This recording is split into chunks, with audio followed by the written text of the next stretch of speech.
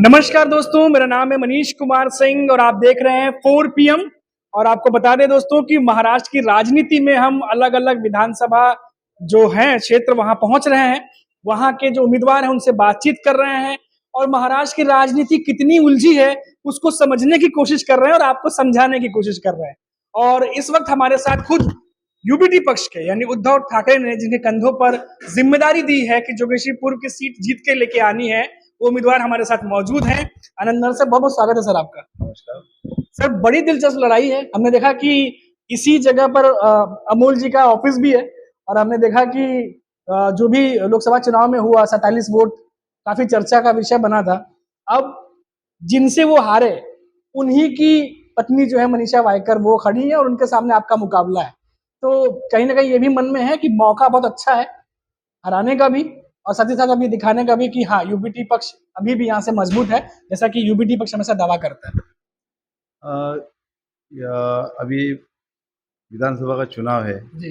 अभी 4 महीने पहले लोकसभा का चुनाव हो गया और लोकसभा के चुनाव में जो सामने वाले उम्मीदवार थे और उनको पब्लिक ने मतलब ऐसा पसंद नापसंद किया था, लेकिन 48 वोटों से उनकी जीत हुई और जीत पब्लिक के दिल में है, वो जीत कराई गई।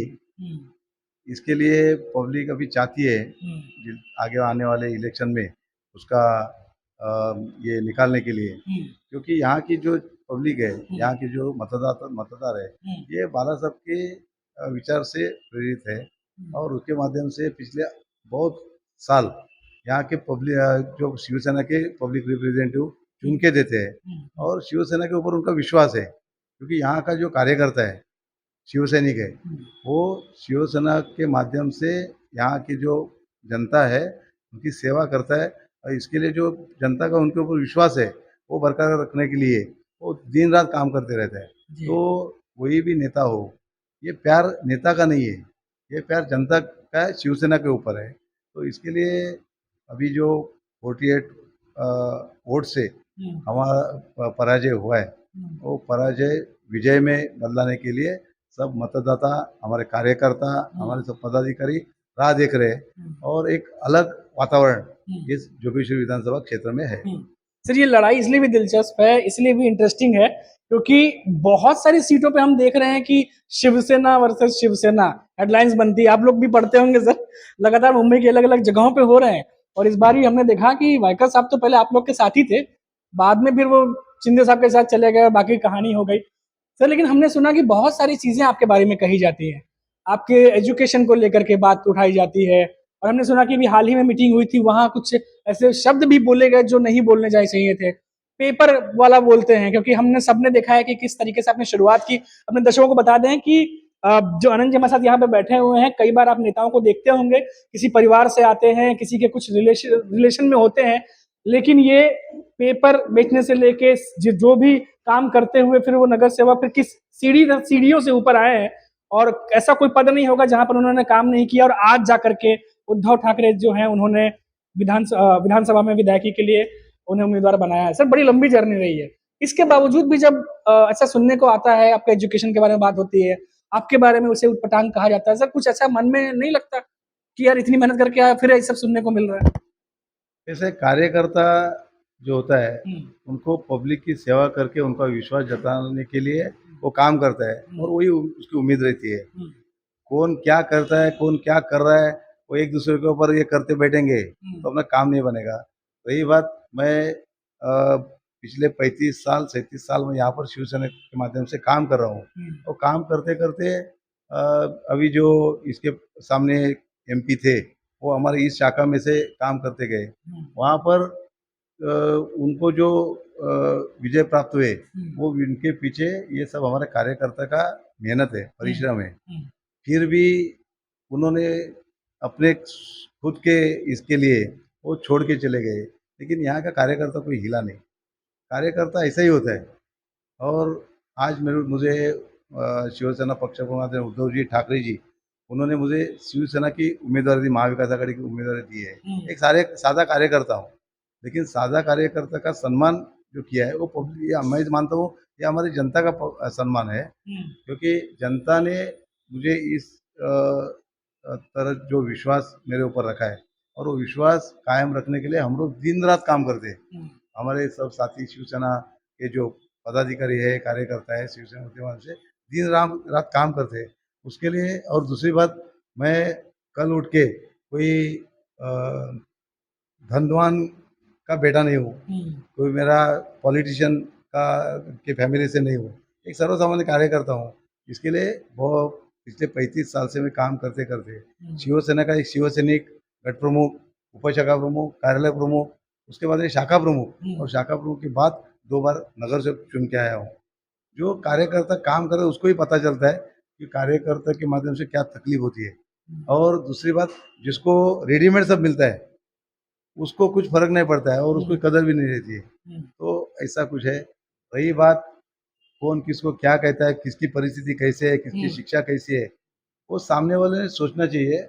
कोई भी काम हो वो सब शिक्षा के माध्यम से नहीं होता है, उसका एक्सपीरियंस के माध्यम से वो करता है।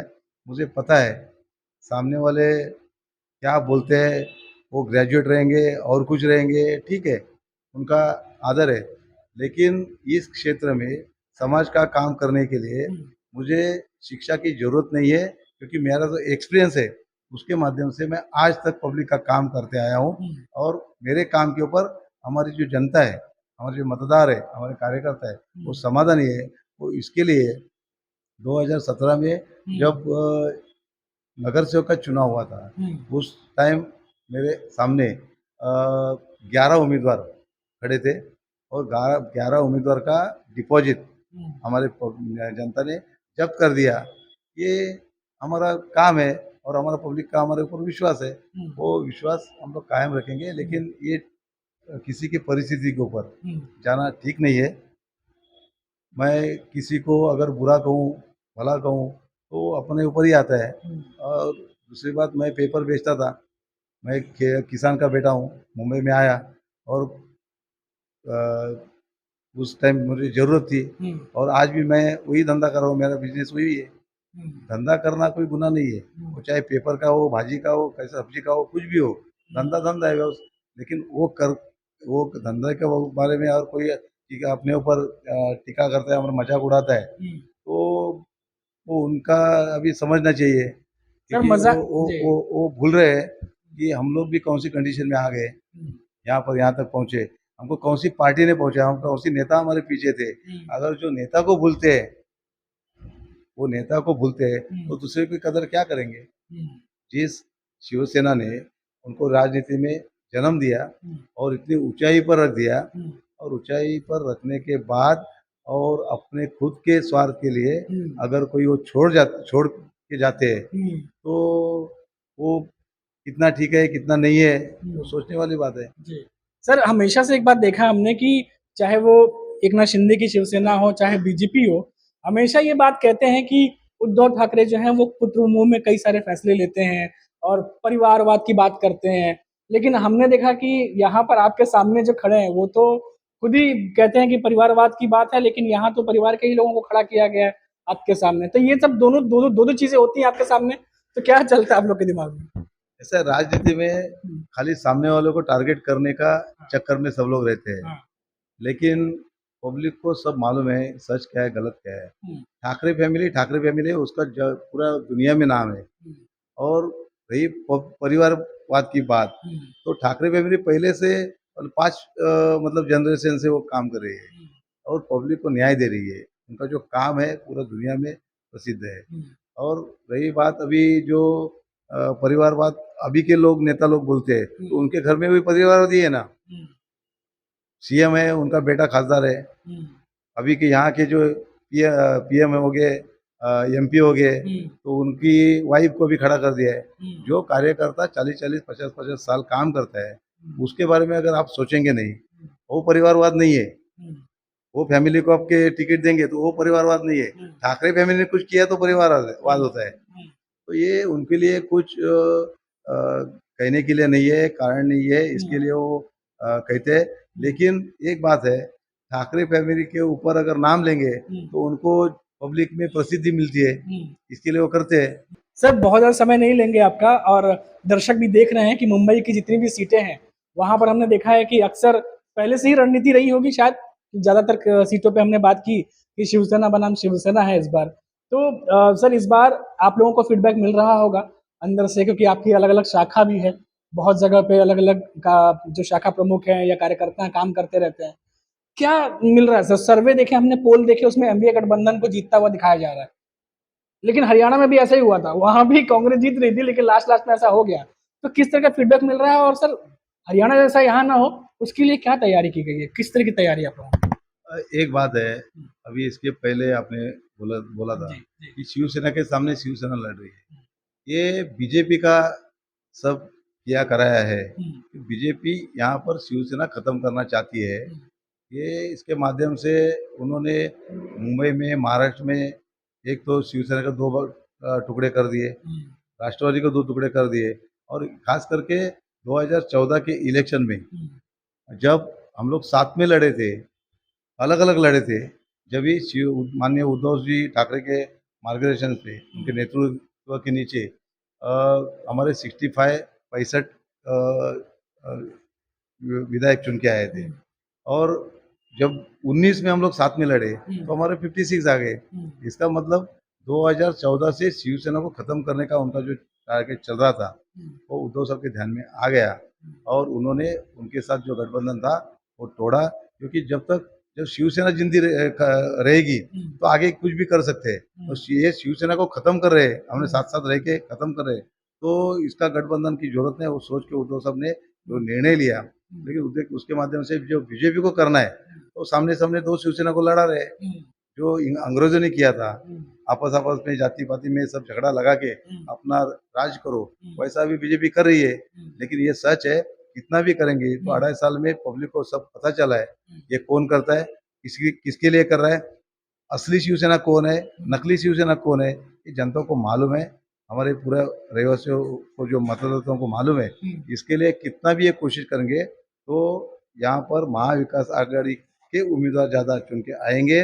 रही बात हरियाणा में जो किया, अगर मशीन में कुछ गड़बड़ है तो अभी हम लोग नहीं बोल सकते, लेकिन जो जनता का न्यायालय है, वो जनता का न्यायालय हमारे साथ में है, जनता हमको न्याय देगी, ये हमारा पूरा विश्वास है। और इस बार महाविकास आघाड़ी की सरकार यहाँ पर बनेगी, ये पक्का है। जी सर, जो महाराष्ट्र की जनता देख रही है या आपके विधानसभा क्षेत्र में जो लोग देख रहे हैं, कोई एक ऐसा मैसेज जो कुछ भी चल रहा है अभी जो आप उनको कहना चाहते हो? मैं हमारे मतदाताओं को, मैं जोगेश्वरी विधानसभा क्षेत्र के सभी रहवासियों को अपील करूंगा कि पिछले 35-37 साल माननीय शिवसेना प्रमुख बालासाहेब ठाकरे जी के आशीर्वाद से, शिवसेना पक्ष प्रमुख आदरणीय उद्धव जी ठाकरे के माध्यम से, और आदित्य ठाकरे युवा नेता, इनके मार्गदर्शन पे हम लोग काम कर रहे हैं। और मुझे लगता है मैं एक शिवसैनिक से नगर सेवक जो कार्यकाल था उसमें काम करके पब्लिक का मेरे ऊपर जो विश्वास है, वो विश्वास के माध्यम से आपने मुझे उन्होंने टिकट दिए।